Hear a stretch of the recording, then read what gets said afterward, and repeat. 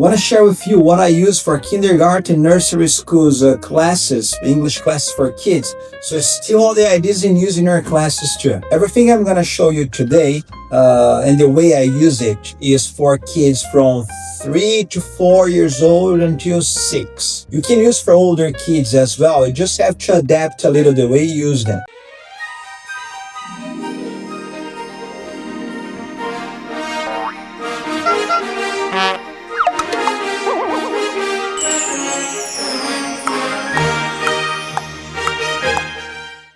So let's start unboxing, unpacking things. So I have these two hammers, and then I have the cards. Find It, it's one of our games, Find It card game. I have some flashcards too. By the way, the topic for November here is about food. And I have, we're gonna talk about another time about the equipment I use, but this is one tripod for the iPad I use, and I'm gonna make a special video on how to use it. And I have some little special bells. Yes, and no bells. Sorry, I already pressed the no. Yes. And I also got some hanger. Yeah, the hanger. Yeah, sounds strange, isn't it? But that's a hanger, which is a game, a very exciting game too. So I'm gonna explain to you how to use all this stuff. Let me see if I didn't forget anything. Yeah, these two. Another bell. And the yes or no. I don't even know the name of this in English. It's like a bell, like a. Yeah. Anyway, I use it. It's very popular in Japan. People like it. Let me see. Needless to say, I use stickers for kindergarten lessons or nursery lessons. And then I got this box here for tons of different types of stickers. You gotta use stickers with little kids, okay? After every class, after they play, they try their best to give them a sticker so they can stick them where they want. Well, let's push this bag a little more to that side.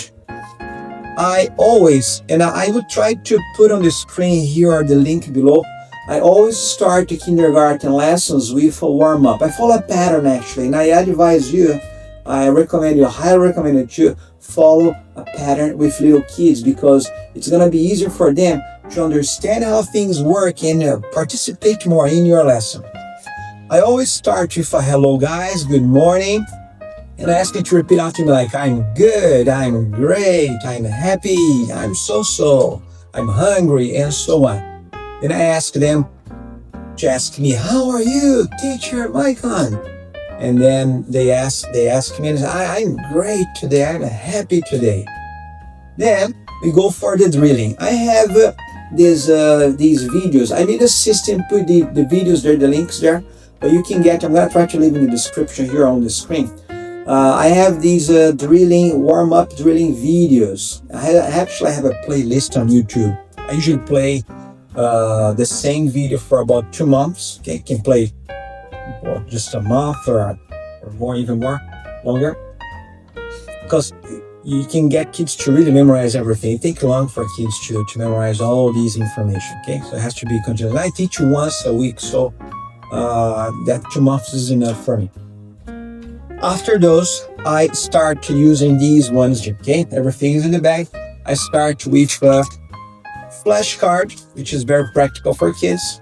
Or I start with the Find It game, okay?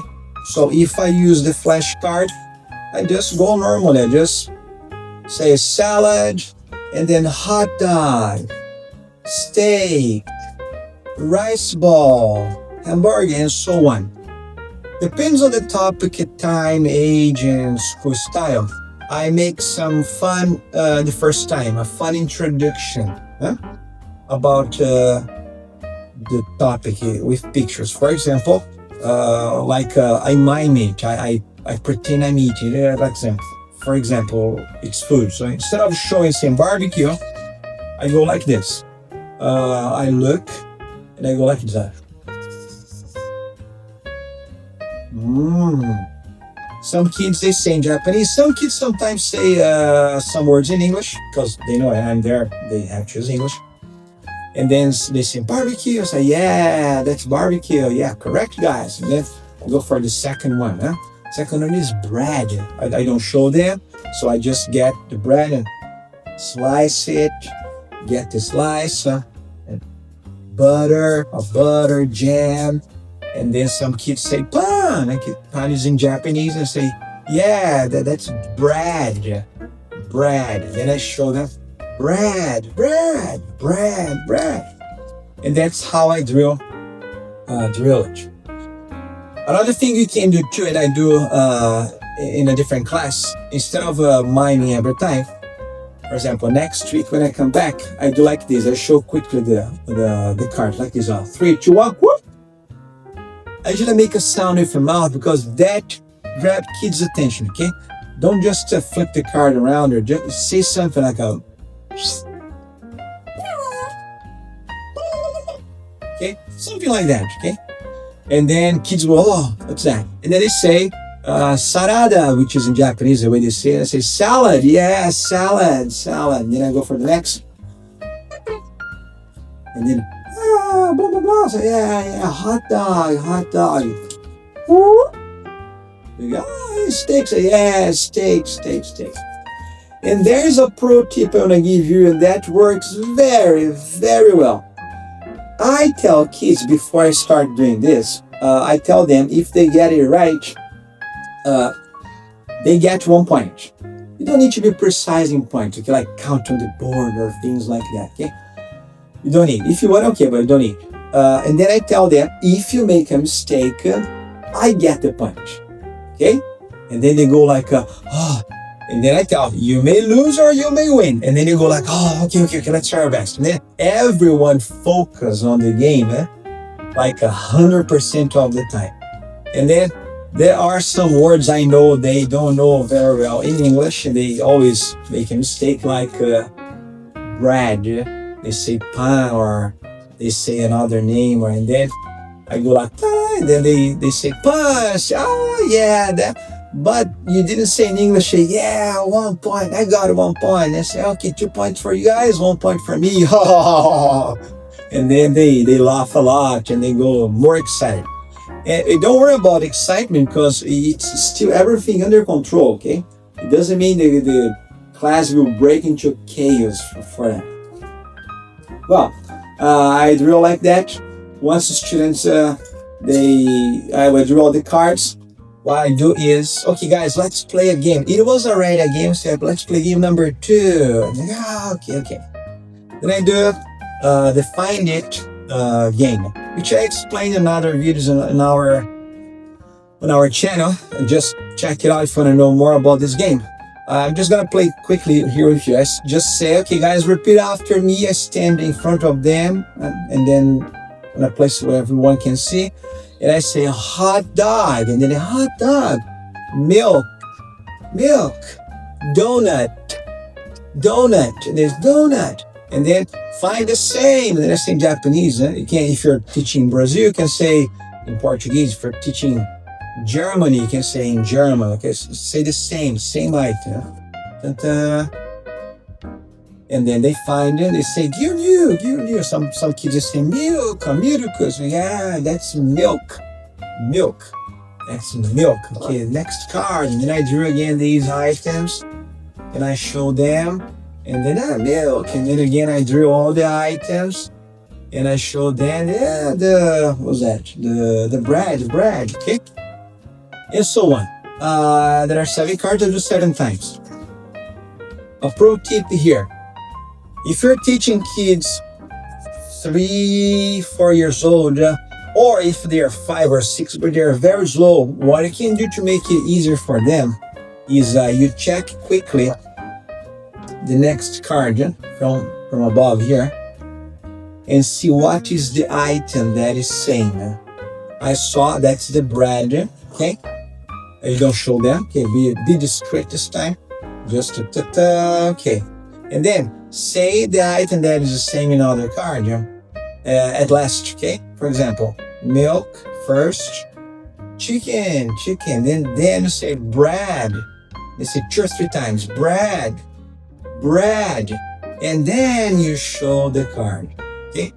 Because it's just fresh in their minds and they will say bread. Yeah, the chances of them saying correctly and in English is much, much higher, okay? So do that way. Once we finished playing this game, we go for the next game, okay? And I'm gonna show you some options here. This is one game, this is another game, and this is another game, okay? We have 3 games, and I play one game per week. So I go 3 times a month. Each time I play a different game. If you have more time, if you teach 1 hour, 1 hour and a half, you can play 3 of them. You can repeat them next week, no problem. Kids love it. They feel even better because they feel confident. One very important thing to tell about playing games in an English class for kids is you have to think very well how to play the game with your kids. And you have to consider about culture, age, the level, their English level, the area, country, whatever else you think it's important. Because if you don't adapt that to your students, the chances of not being productive, not being effective, not being that fun, or maybe the class is gonna turn into a chaos is high, very high, okay? So I advise you to, if in case you come just sometimes to school, ask the homeroom teacher, have a little meeting, and show the game. So I want to play this way. Is that okay? Because then the teacher can help. Okay, we can make teams here easily. Oh, here kids, they're too sensitive. If they lose, or if they have to sing in front of people, they are too shy, and they will feel embarrassed, and then they will cry. There are a lot of factors you gotta think about before doing. Okay, but nothing serious. Just to think about that before you do. You can change it during the game, just some rules, so it's no problem. So what I do is I split into teams. I have this class I teach. There are 15 students, and they're split in 7, 8. Yeah? And then we give them 1 yes, 1 no. 1 yes, 1 no. This class I teaching on Friday, they are really great. They really listen, they do everything you ask them. So it's not a problem, okay? So this is a good game for this kind of class. They behave well.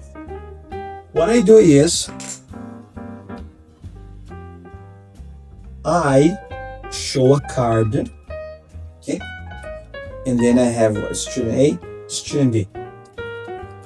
And then I ask them, I say to them, and then I say to them, lemonade, lemonade. The time I hit my bell here, if they heard me say lemonade, the picture is a lemonade. So they have to hit the yes. Yes. The fastest student hitting the yes gets 1 point. And what I do here for kindergarten kids, because they're sensitive, they want to get something, right? They're trying their best. Even if they lost, they were not fast enough, they want to get something. I give the person that answered correctly 2 points, and the person that couldn't answer, couldn't hit as fast as this other person here, I give 1 point, okay? And then again, and then I say it's a hamburger, and then it's a no, right? So then I have to hit the no. Fastest one gets a point. When it's a no, to make it more productive, when it's a no, you can ask the kid to the fastest kid, okay, no. So what is it? What food is this? And then they have to say, it's miso soup. And say, yes, correct. You can give more points or cheer them. Okay. You can get them to practice more English and so on.